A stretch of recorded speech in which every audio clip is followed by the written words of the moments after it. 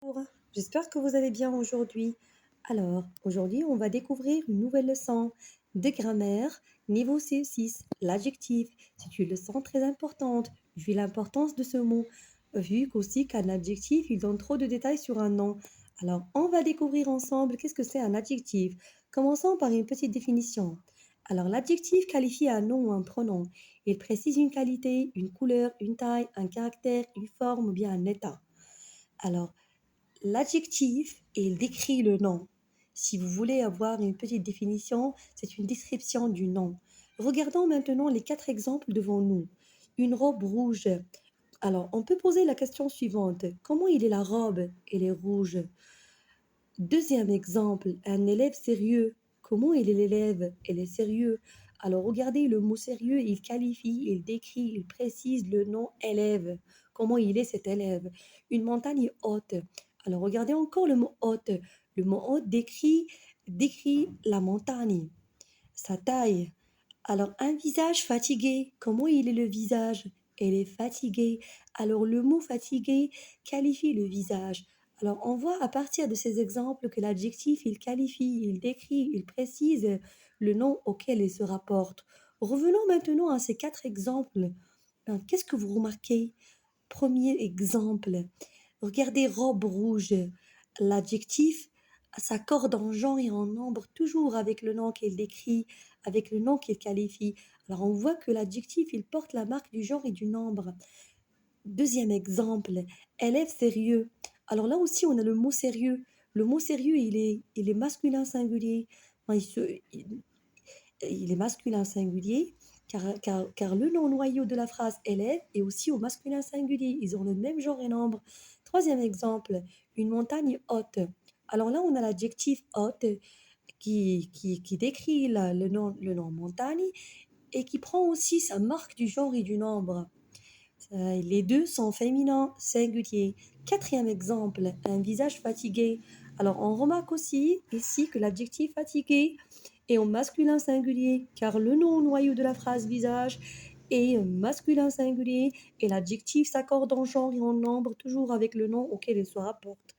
Allons maintenant pour découvrir quelle est la fonction que remplit un adjectif dans une phrase. Alors, pour les fonctions, un adjectif peut avoir diverses fonctions, ils sont trois au total. Un adjectif peut être adjectif épithète. C'est ce dernier est placé avant ou bien après le nom.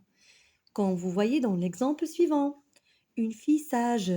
Alors là, on a le mot sage qui est une qualification, une description d'une fille. Il est placé directement après le nom. Et du coup, là, on dira que l'adjectif, sa fonction, il est épithète, car il est placé à côté d'un nom. Deuxième fonction, un adjectif peut être attribut.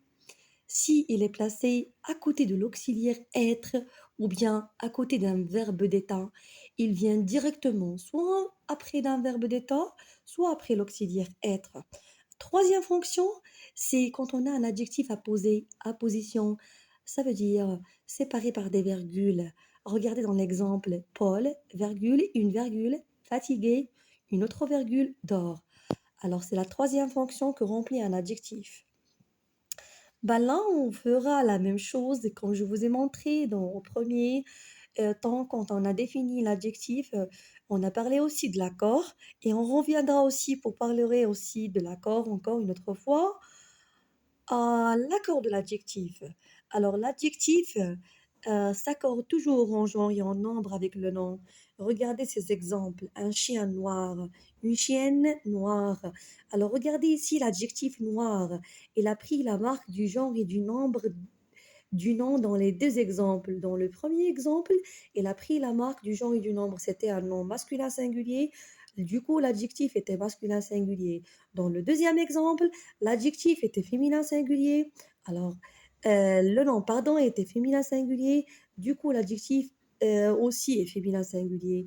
Deuxième exemple, un garçon content, des garçons contents.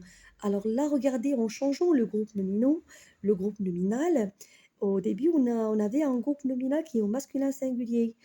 Alors là, dans le deuxième exemple, on a un groupe nominal qui est au masculin pluriel. Alors l'adjectif aussi prend la marque du genre et du nombre du nom. Dernier exemple, une fille gentille, des filles gentilles. Alors regardez le groupe nominal, une fille. Alors ça c'est un groupe nominal qui est féminin singulier. Et dans le deuxième exemple, on a le groupe nominal, qui est féminin pluriel. Alors j'espère que vous avez bien compris que l'adjectif toujours il s'accorde en genre et en nombre avec le nom auquel il se rapporte. Alors là, on a des transformations fréquentes. Ça veut dire les transformations les plus utilisées. Par exemple, l'adjectif heureux, quand il est placé à côté d'un nom masculin singulier, il s'écrit avec EUX. Mais quand il est placé à côté d'un nom féminin singulier, il s'écrit avec EUSE. Aussi, l'adjectif sportif, quand il est écrit à côté d'un nom masculin singulier, on écrit sportif avec if. Mais quand on écrit l'adjectif sportive à côté d'un nom féminin singulier, on écrit sportive. Troisième exemple, quand l'adjectif naturel est placé à côté d'un nom qui est masculin singulier, on écrit l'adjectif avec un seul L. Mais quand l'adjectif